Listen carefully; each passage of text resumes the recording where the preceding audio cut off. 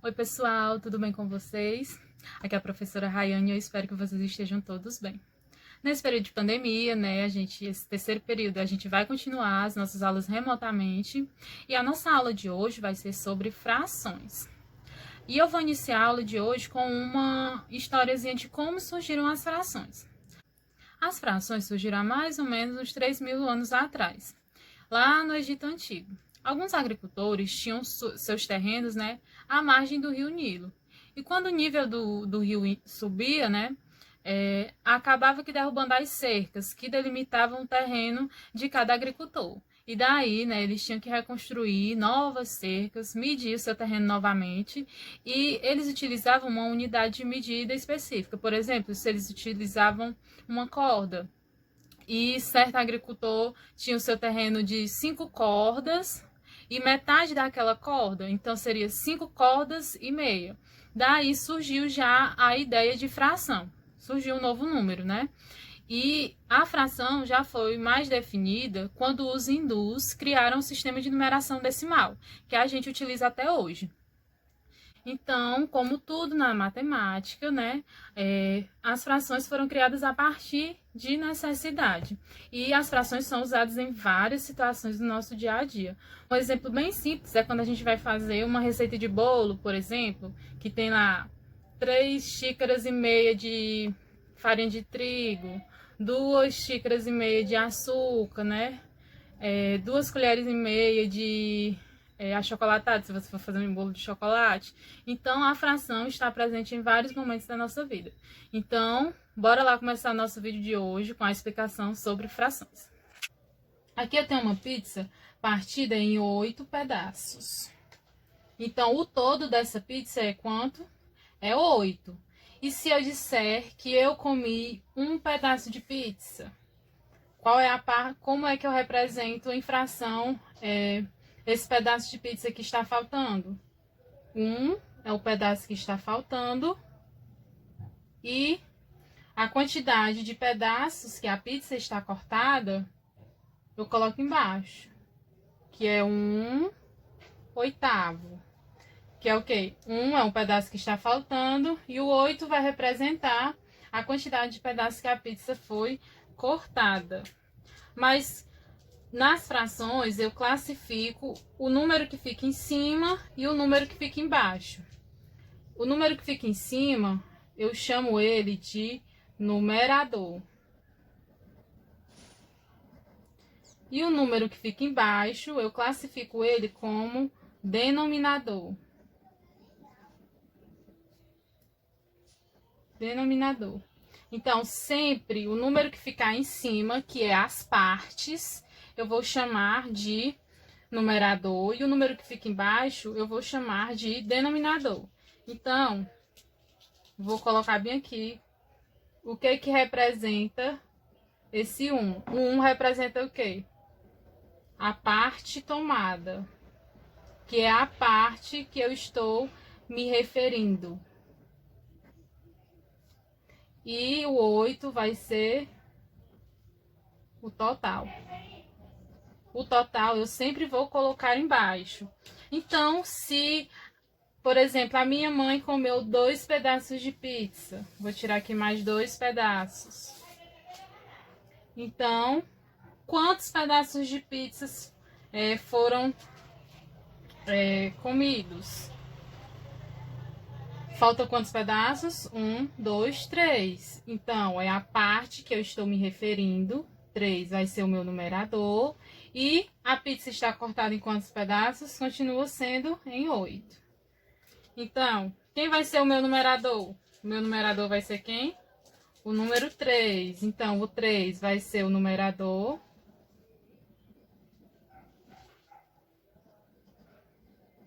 E o 8 continua sendo o denominador. E se eu quiser representar a quantidade de pedaços que ainda resta, quantos pedaços estão restando? Está restando 1, se eu comi 3 e no total são 8, estão restando 5 pedaços. E quem é o total? Continua sendo 8.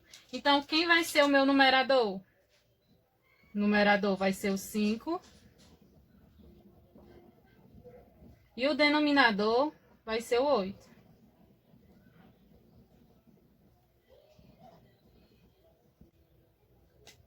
Então, bora lá. Fração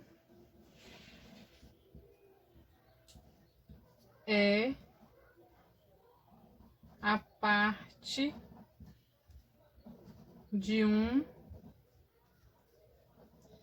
inteiro. Entendido? Agora, a gente vai ver como a gente lê as frações e como escrevemos por extenso.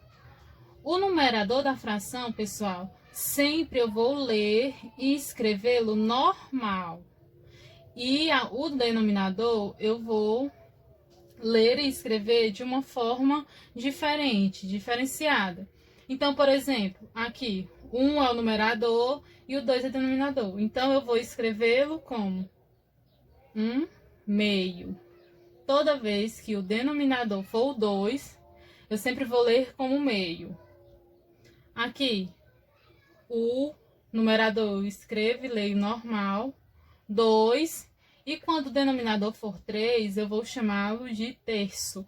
Então, aqui é 2 terços. 3, normal, que é o numerador, e o 4 é o denominador, eu vou chamá-lo de quarto. Então, vai ser 3 quartos. Aqui, o 1 é o numerador, o denominador é o 5. Então, o 5 eu chamo de quinto. 1 quinto. Aqui, o 1 é o numerador, escrevo normal. O denominador é o 6. Então, eu vou chamar de sexto. 1 sexto. Aqui, 3, escrevo normal. E o 7 eu vou chamar de sétimos. O 5 escrevo normal. O 8 eu vou chamar de oitavo. Como o 5 é maior que 1, 5 oitavos. 4 normal. E o 9 eu vou chamar de nono. 4 nonos. 1 é o numerador. 10 eu vou chamar de décimo. 1 décimo. 2 normal. A partir do 11, eu vou ler e escrever o número normalmente e acrescentar a palavra avos. Então, aqui vai ficar 2, 11 avos. Se fosse 12, 2, 12 avos. Se fosse 13, 2, 13 avos. Por exemplo, aqui no 15, 11, 15 avos.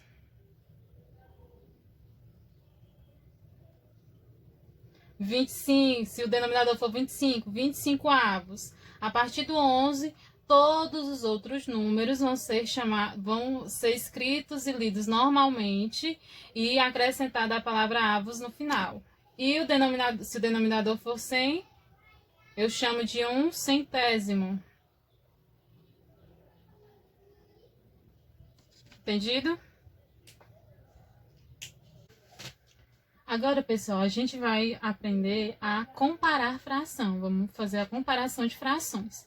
E o que isso quer dizer?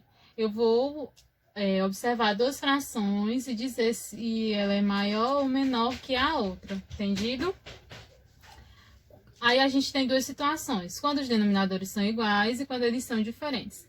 Quando eles são iguais, basta eu observar o numerador, né? Porque os denominadores são iguais, então o numerador vai me dizer se a fração é menor ou maior que a outra. Então, aqui, 2 quatorzeavos e 5 quatorzeavos. O 2 é menor que o 5, então 2 quatorzeavos é menor que 5 quatorzeavos. Próximo exemplo. 9 onzeavos e 3 onzeavos. O 9 é maior que o 3. Então, 9 onzeavos é maior que 3 onzeavos. Próximo, 13 21avos e 17 21avos. O 13 é menor que 17. Então, 13 21avos é menor que 17 21avos. Beleza? E quando os denominadores são diferentes, eu tenho que fazer com que esses denominadores sejam iguais. Eu tenho que transformar esse denominador dessa fração igual ao denominador dessa fração, que aí eu recaio em denominadores iguais e eu sei como dizer quem é menor e quem é maior. E como é que eu faço isso? Primeiramente, é um truquezinho que a gente usa. Eu pego essa primeira fração, 3/5, e eu vou multiplicar tanto o numerador quanto o denominador pelo denominador da outra fração que eu estou comparando. Então, aqui eu vou multiplicar por 3 e aqui também por 3. Então, bora lá. 3 vezes 3, 9. E 5 vezes 3, 15. Beleza? Agora, eu vou fazer um processo semelhante com a segunda. Eu vou pegar essa minha segunda fração, 2/3, que é a que eu estou querendo comparar, e vou multiplicar com o denominador da outra fração. Então, aqui eu vou multiplicar por 5 e por 5. Sem esquecer que eu tenho que multiplicar tanto o numerador quanto o denominador. Então, 2 vezes 5, 10. E 3 vezes 5, 15. Ó, observa que os denominadores ficaram iguais. Qual vai ser o sinal que eu vou usar aqui? De maior ou menor? 3, a resposta. 3/5, ele vai ser menor que 2/3. Beleza? A próxima. 8 11avos e 1/2. Mesmo processo, eu vou pegar 8 11avos e vou multiplicar pelo denominador desta segunda. Então, aqui vai ficar vezes 2 e aqui vezes 2. 8 vezes 2, 16. E 11 vezes 2, 22. Agora, eu repito a outra fração, que é 1/2. E vou multiplicar pelo denominador da outra. Então, aqui eu multiplico por 11 e aqui por 11. Vai ficar o quê? 1 vezes 11, 11. E 2 vezes 11, 22. Ficamos com os denominadores iguais, né? Então, eu obtive aqui que o 16 é maior que o 11. Então, eu tenho que 8 11avos é maior que 1/2. Beleza? No último exemplo, mesmo processo. Vou pegar a primeira e vou multiplicá-la pelo denominador da segunda, que é um 8. 4 vezes 8, 32. E 5 vezes 8, 40. Agora, eu pego a segunda fração, que é 2/8, e vou multiplicar pelo denominador da outra fração,